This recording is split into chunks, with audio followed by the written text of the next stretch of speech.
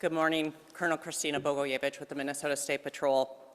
Given the targeted shootings of state lawmakers that happened overnight, we are asking the public to not attend today's planned demonstrations across Minnesota out of an abundance of caution. I'll stand for any questions.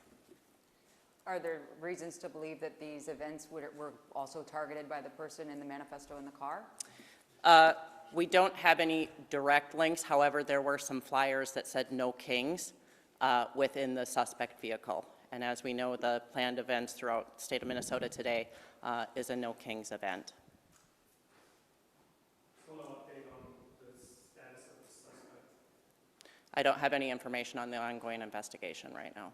On the list of targets, for lack of a better term, are all of the people on the list, have they all been notified, and do they have law enforcement presence with them?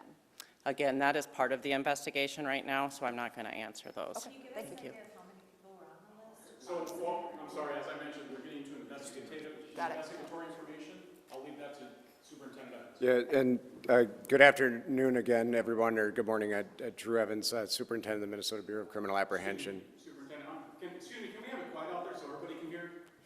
Thank you. What I wanted to note, though, is part of this, the references, the individual that is a person of interest that we've talked about, or individuals, are not in custody at this time.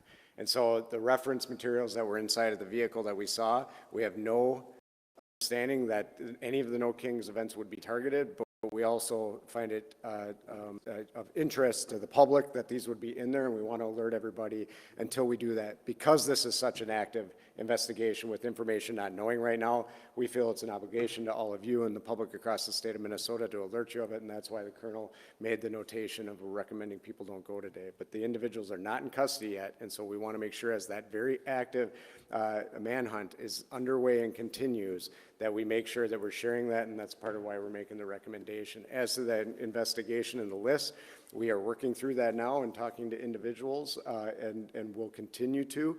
What I would say with the list is there's a large number of people. That's all I can say about it. We will work through all of that, what the motivations of this are, and we'll provide that as you can. This is really a public safety announcement for everybody so that we can make sure people are informed and make safe decisions throughout the day. Sorry.